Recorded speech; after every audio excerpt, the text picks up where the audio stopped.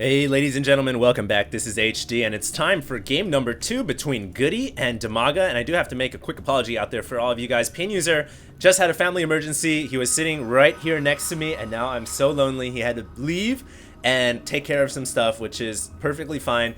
I'm gonna be here to cast the rest of the series, and it is gonna be game number 2 between Dimaga and Goody. I really liked game number 1. It was interesting because Dimaga just went for all-out macro on a map I have never seen before. Icy Cup Test Bug, what a strange one. It is out there on Battle.net, so if you guys want to check it out, I think you guys can just go onto Battle.net and type it into the search bar. And, whoa, what do we have here? 2 SCVs? Okay, so just one going for a supply depot and one going for a scout.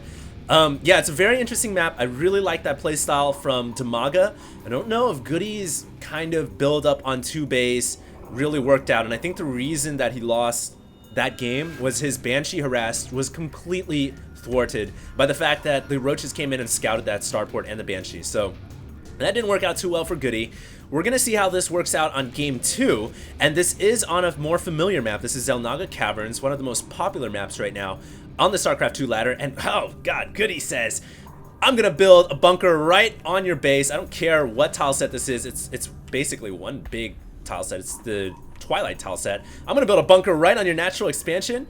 And what is Dimaga gonna be able to do about this? Excuse me, it's not even a bunker, it's an engineering bay, and you can bet he's gonna stop that SCV at the very last second. There we go. And the reason why you do this is because you can cancel the engineering bay, recuperate, I believe it'd be 90 minerals. I think it's 25% investment cost every time you cancel. He's gonna force the cancel on this when the Zerg finally takes out the engineering bay, recuperate the cost, and basically this is there to delay the hatchery. Now the thing is, Dimaga didn't exactly go for an early hatchery. That would have been nice if Dimaga had tried to go for an early hatch right away, but Dimaga's actually opened with gas first into pool. So what we're gonna basically see is some early Zerglings, and that might be able to take out the engineering bay without too much of a delay, because Zerglings can surround that engineering bay and take it out quite easily. So Dimaga might not be too far behind because of that.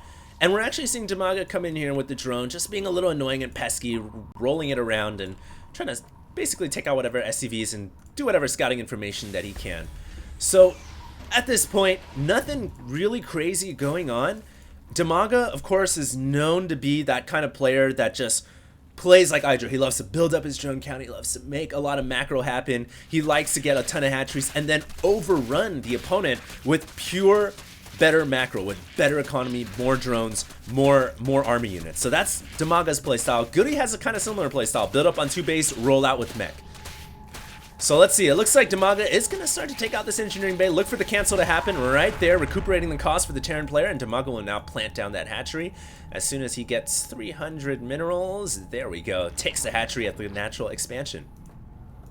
Meanwhile, Dimaga is moving out across the map. He has a couple of Zerglings. He has 2 spreading out to the left and 1 going towards the Dimaga watchtower. And this is good play. You always want to take those Dimaga watchtowers whenever you have a chance, and especially if you're Zerg against Terran. You get early map control in ZVT almost 100% of the time, unless the Terran goes for some kind of a 2-rax and tries to basically bust you down early on. So nice play so far from Dimaga. He now is perched outside the natural expansion of Goody, and Goody looks to be throwing down a tech lab on his factory, and we may actually see, wow, a second factory going down for Goody. And note, this is placed all the way in the back of the base, and the reason for this is because this is the best position to place it so that no overlords can scout the technology coming out. And Dimaga's gonna come in here with an overlord, but a marine quickly, 2 marines quickly come over here to deflect the overlord and push it away. And immediately right there, Dimaga brings his Zergling up just so he can see if he can see any buildings. And all he sees is a tech lab. Oh, scratch that. The overlord saw the factory. So now Dimaga knows that it is a factory coming out, but he doesn't know about the second factory in the back.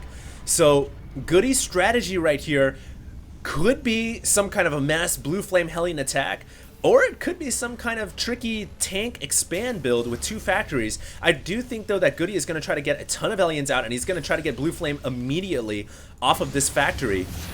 We'll see what happens. It looks like right now Dimaga getting a Roach Warren just so he can counter the potential mech that's coming out, and we're having a little skirmish out here at the Dimaga watchtower. Hello, Zerglings coming in. Looks like Dimaga says, I really want that watchtower. Gotta push that Hellion away, but the Hellion comes in range of the Marines, and those Marines, man, they're so good. They're gonna take out those Zerglings quite easily, and the Hellion remains alive. That Hellion Marine combination, one of the most feared in StarCraft 2, especially if you're Zerg. And one of the only units that can really deal with that easily is the Baneling. And it wouldn't surprise me to see Dimaga throw up a Baneling's Nest pretty soon here. Nope, he's actually going to stick with roaches. He's got about 1 coming out, make that 4 or 5. So he's got 5 roaches on the field right now. We're having an early push here from Goody. Goody coming off the line with a ton of Marines, a couple of tanks, and a few SCVs just to make sure they can repair. And this is a pretty darn good timing push coming from Goody. But the one thing that Goody had to sacrifice, because he went for Siege upgrade before Hellion upgrade, he is not going to have Blue Flames. So we'll see how this works out. I think that Goody with Siege upgrade is going to be more powerful because of the fact that Dimaga went for roaches, and of course Siege tanks are so darn good against roaches. They do so much extra damage against them. Now Dimaga pulling drones off the line. He has to defend here. The 4 roaches are in a lot of trouble. They're trying to fall back to where it's safe. Oh my god, Dimaga has to pull drones off the line, and this is gonna hurt his macro style very, very much so. Oh, look at this though. We have drones coming up from behind. These are the drones that came up from the side of the main base, and what a great surround by Dimaga. Oh wow, that was beautifully played and executed. That was like the perfect defense, and even the Siege tank gets taken out. And what did that cost? I don't even think that Dimaga lost that many drones. In fact, he might have, but he's rebuilding those drones quite quickly. We can see those drones starting to come up right now. I just gotta say, pulling the drones off, hiding them, and pulling them around this way, and then flanking the Terran army, that was strategic brilliance. And Dimaga just said, I will not lose to your mech push. I know how to deal with it. You're going to have to think up with something better, Goody, if you want to take out a player like me. So Goody now is going to throw up a 3rd factory. He's going to throw down his command center, already behind in this game, I feel, because he just didn't really kill off that many drones. His siege tanks were easily taken out by the mass drones that came from behind. And now the question is, what is Goody going to do? Dimaga, his plan here is just to macro up, build up a ton of drones, and basically win the game in the long run. Goody's strategy, I feel like, build up mech and then roll out at some point in the game and try to do some damage. First wave didn't do all that much. Here we go, though. We have about 5 Hellions coming out. I believe Blue Flames has been upgraded. Yes, it has. So these Hellions are very, very damaging. Looks like a drone was moving across the map, and Goody saw the drone. I do believe Goody saw the drone, so he should be aware that a hatchery, a hidden hatchery, is going up at the side of the base. Meanwhile, Goody, though, I don't know if he actually noticed it, because right now he's completely focused on taking out these roaches. Very nice micro, pulling up the Hellion from the front line and preventing it from dying. But of course, Hellion's not that effective against roaches. And now Dimaga gonna try to go for the gold hatchery as well. What a macro player. This is just beast macro. And the question is, what can Goody do? He hasn't gone for Banshees this game. He said, screw the initial harassment. I just want to go Hellion, tank, Thor, in that specific order. And that's exactly what he's gone for. So, wow, we'll see if this is gonna work out. The command center now has been established at the natural, but right now it is gonna be 2 base to what I would say potentially 4 base Zerg. I think Dimaga is going to quickly establish the gold expansion. It would really surprise me if he doesn't. He's got a Baneling's Nest now and a Spire coming up, so we're going to see that transition into Muta Banelings, which of course deals with the Terran army so well.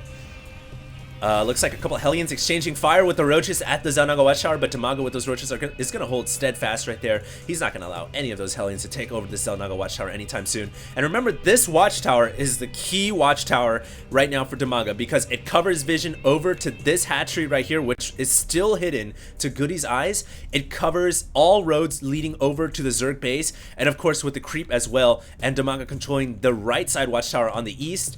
Dimaga is really, really primed right now. He has complete map control. And he's even got Mutilis coming out right now. So we're about to see the Zerg start to harass the Terran player. And my question to the viewers and to myself right now is, what is Goody gonna do? I think I've asked this a couple times already. I really feel like he's pretty far behind in this game. 56 drones to 40. And the Mutilis ball is starting to amass. Here we go, Mutilis engaging some of the Hellions. Goody coming forward. He was trying to take the Xel'Naga Watchtower once again, but with the Mutilis here, I don't think that the Hellions will be able to push forward, but thanks to the Thors, the Hellions are also protected, as well as the main base of Goody. So things are looking pretty solid right now for Goody. He has got a super tight security defense system all over his base with missile turrets, Thors, and everything. But like I said before, he could fall behind in economy, guys. He just doesn't have the macro production, the base production that Dimaga has. So that's what's going to cost him the game, in my opinion, if he allows this to run rampant. Unless he does that strategy he does in game number 1 where he just rolls up a massive ball and then pushes out. But it's going to take some hard work, it's going to take some effort, it's going to take some time. And this time, if Goody's going to do that, he needs to wait until he's near max. He just can't afford to push out around 115, 120 supply. It's just not effective at that time because you don't have enough Thors, you don't have enough Marines, and you don't have enough tanks. Meanwhile, Dimaga working on that creep spread, guys. That is getting dangerously close. Now it's at the gold expansion of Goody. So if Goody were even to try to get the planetary fortress here, he would first have to drop scans, which of course wastes 150 energy just to take out these annoying pesky creep tumors and basically push the creep back so that he can finally land that command center down. And that's all gonna cost delays in terms of the Terran player. Look at this though, we have, a couple of Thors smashing the hammers down on the Mutalisks. And doing some pretty good damage there, but Dimaga pulling his Mutalisks away at the very last second, minimizing his casualties. It looks like now Goody says, okay, it's time to push. He's at 129 supply, whereas Dimaga is at 160, and Dimaga already has his units spread out pretty well. So here we go, here comes the next engagement. Banelings without speed though, that could cost a lot, as, oh my god, Dimaga just came in with a ton of Mutalisks, but they were stacked up, and the Thors just went, turn to the right, boom, boom, and all the Mutalisks just died instantly. Their wings, their bones, their blood splattered to the floor below. Those Thors just made some serious short work of the Mutalisks, and now Dimaga is scrambling to get roaches out. He needs a ton of roaches if he wants to deal with these Thors. And he needs to make them quickly. Looks like Dimaga very wisely picking off the reinforcing Thors so that that Terran ball does not get any more massive, but he needs to make sure he can surround these Thors very, very well. He may even need to pull drones off the line like he did early in this game. It's gonna be very close. Meanwhile though, Dimaga not pulling his roaches back from the front line. He's actually focused on picking off all these reinforcing tanks and Thors, but eventually at some point, he's gonna need to bring his roaches back. Oh my god, mismanagement from Dimaga here, bringing in the roaches, but he needs to wait for his roaches in the back first, and there we go. Nice play from Dimaga. Is it gonna be enough roaches? These Thors are at 1-1 upgrade. The roaches only have 1 missile upgrade. It will certainly be a close battle here as more roaches come up from the back. I don't know if Dimaga's gonna be able to hold on here. I would like to see Dimaga make some speedlings right now. They could deal with the Thors very easily. Note though that Goody did kill off the hatchery here, so that was a pretty nice play from Goody. He's continuing to reinforce his line with tanks and more Thors because now the roaches have fallen back. The original roaches that were there to pick off the reinforcing line have fallen back and they have all died now. So basically Goody's going all in. He's trying to shove victory down Dimaga's throat. He's trying to kill Dimaga off right now by bringing off Thors, consistently applying pressure. He's attacking now the backside expansion, and Goody may actually be able to win this game. Dimaga is in a scramble situation right now. It's basically a race against time. Can he build up enough roaches to deal with all these Thors? Because basically what Goody is doing is attacking every single hatchery and picking off the roaches as they come off one by one from the hatchery and not allowing the roaches to mass up into a big enough ball to deal with the Thors and the tanks. And this is such smart play by Goody. Dimaga right now cannot mass up a big enough roach ball. He's building tons of roaches, but each of them continually getting picked off at every single hatchery, so it's not effective. Goody now coming in with, oh my god, the Hellions are here, and they're gonna kill off so many drones, along with the hatchery falling down, and now everything has fallen apart for Dimaga. Dimaga's base has crumbled. His massive empire has been brought down by the hands of the Terran Emperor. Actually, it's not really the Terran Emperor, that's Boxer, but he's been brought down by the hands of this Terran dictator. And every hatchery has been just picked apart methodically, and Dimaga now only has one base left. It's his main base, and he's distance mining it. His spire is bleeding to death because it's not receiving nourishment from the creep.